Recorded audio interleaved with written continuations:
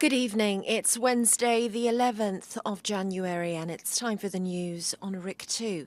The negotiations on a Cyprus solution in Geneva are expected to peak sometime in the evening, with the exchange of maps by President Anastasiades and Turkish Cypriot leader Mustafa Kemal on territorial adjustments. However, the time for the exchange of the maps has not been announced, as the two community leaders had still to discuss pending issues on governance, the European Union, the economy and properties, as well as the financing and implementation of the solution. The only issue on governance that they have not discussed yet during their negotiations relates to the treatment of foreign citizens in Cyprus after a solution.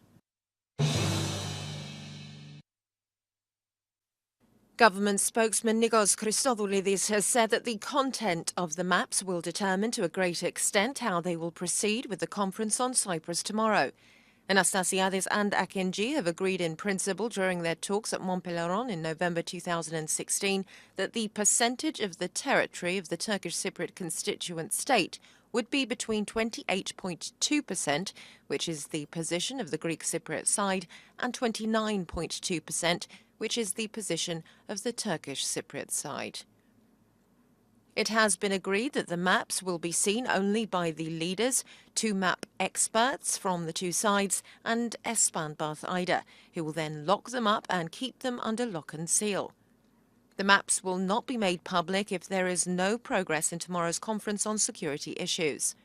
The decision was made so as not to compromise the position of the Turkish Cypriot leader, who is under pressure by extremists not to make big concessions on the territory issue. Reliable sources in Geneva have said that at last night's discussion of the governance issue, there has been some progress on certain issues, including the competencies of the central government, while there was no progress on others. The issues concerning the competencies were taken up again by the negotiators of the two sides prior to the meeting between Anastasiades and Akinci. After his meeting with Akinci last night, which went on until midnight, Anastasiades briefed the members of his negotiating team and later the members of the National Council who are in Geneva. Ida said after the morning meeting between Anastasiades and Akinci that it has been a very productive one, adding that the negotiations are on the right track. He said that many difficult issues had been tackled and that they are very close to the solution of others. Ida told a press conference that all are ready for tomorrow's international conference on security. But he said he does not expect that the talks will be concluded tomorrow, as there is still much work to be done. He said he conveyed the commitment of the two leaders to work for a solution. The three guarantor powers, Greece, Turkey and the United Kingdom, will be represented by their foreign ministers in the international conference on Cyprus tomorrow, as Turkey refused to be represented at a higher level. However, there is a possibility of upgrading the conference depending on progress at today's negotiations on pending issues. Greek Premier Alexis Tsipras was scheduled to have yet another telephone conversation with Turkey's President Tayyip Erdogan in a bid to convince him to attend the conference personally.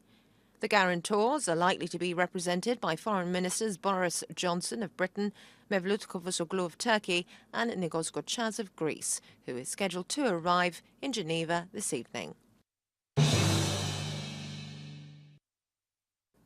Members of the Security Council have been invited to attend the opening reception of the International Conference on Security and the Guarantees for Cyprus that will begin in Geneva tomorrow.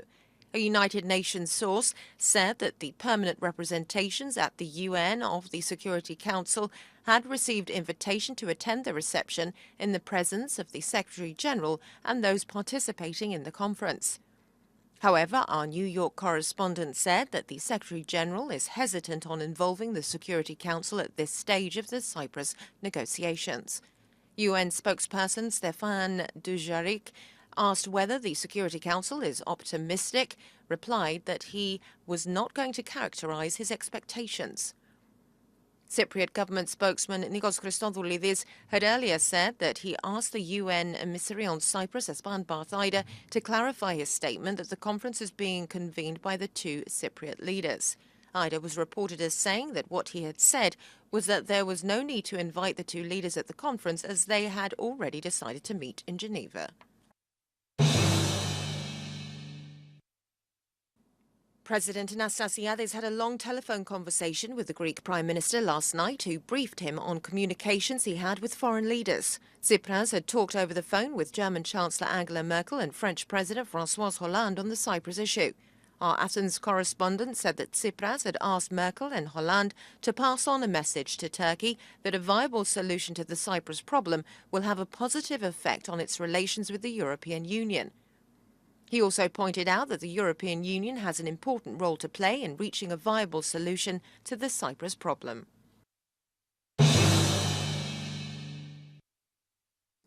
A Taliban suicide attack in the Afghan capital Kabul last night killed more than 30 people and wounded some 70 others as twin blasts hit a crowded area of the city during the afternoon rush hour. A senior public health official said 33 people had been killed and more than 70 wounded in the attack on the Darul Aman Road near an annex to the new Indian Finance Parliament building. He said most of the victims were parliamentary staff members. On the same day, at least another 14 people were killed and dozens injured in separate incidents in the volatile southern provinces of Helmand and Kandahar.